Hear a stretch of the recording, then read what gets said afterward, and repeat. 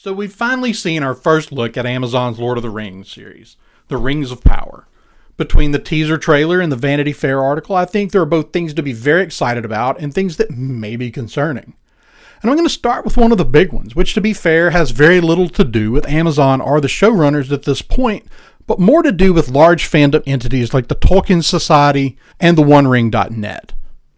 The Tolkien Society spent most of last summer pushing ideas and concepts far into the writings of Tolkien. This rightly appeared to many longtime Tolkien fans to be more about recreating Tolkien and his world in their own image. This may or may not have been the intention of the Society. Many fans, myself among them, saw this as an attack on Tolkien's beliefs and legacy. Let's talk about gatekeeping for a second. Protecting and preserving the works of a writer as who originally wrote them does not fall under the definition of gatekeeping unless, of course, we're moving the goalposts on what gatekeeping means.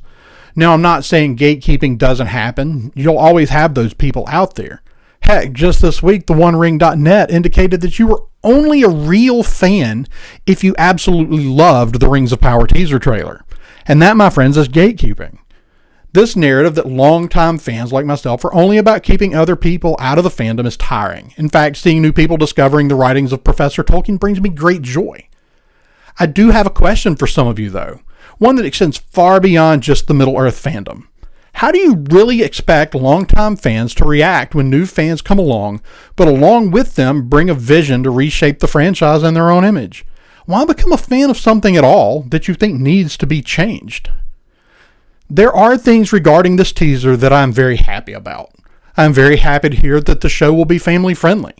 There were plenty of rumors that it would be going the Game of Thrones direction with sex and violence, and I'm very relieved to hear from the showrunners that those rumors are indeed false. The footage we've seen is also absolutely stunning, and I can't wait to revisit Middle-earth.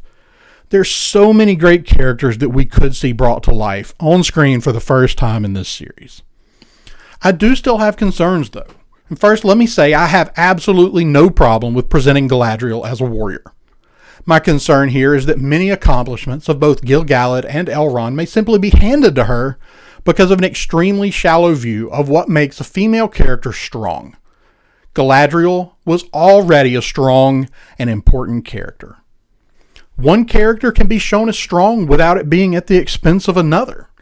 But unfortunately, many writers in Hollywood today missed that memo. Granted, at this point, this is all speculation, and I'd gladly be proven wrong. I also have reservations about the number of created characters when there were many characters available to use.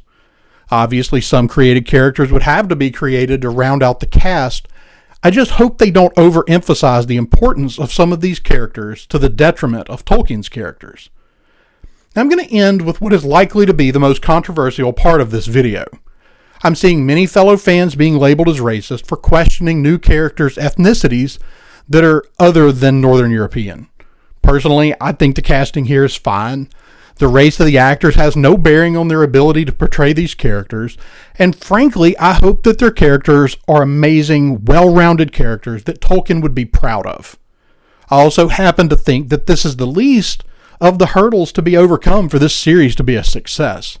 Tell good stories and the worries will disappear just like they did with Peter Jackson's Lord of the Rings trilogy. Now, for the sake of this conversation, I do think that it's important to provide some background. These stories were written as sort of a lost history of Northern Europe, with the Third Age ending around 6,000 years prior to the modern age. It is a fictional mythology of a very specific time and place in the real world. If we took mythologies either written in modern times or ancient times from any part of the world and began changing the ethnicity of the people in those stories, it would be rightfully met with similar questions. The real problem here, though, is the people hurling the word racist without even stopping to listen to what it is that people are trying to say. And I promise that you won't win anyone over by starting a conversation by leveling that sort of accusation. Now, I'm not naive enough to think that there aren't some racist folks out there having a fit about the casting. I've learned not to say no one believes that because some idiot will always prove you wrong. But in this case, this does not describe the vast majority of people involved. When you enter the conversation by calling someone a racist, you are the one breaking down any opportunity for constructive conversation. You are also systematically weakening any meaning the word has when you use it merely as a hammer with which to beat over the head anyone who disagrees with you. The community at large would do well to seek to have civil discourse with one another when disagreements arise. We would likely find that we don't disagree as much as we might have initially thought.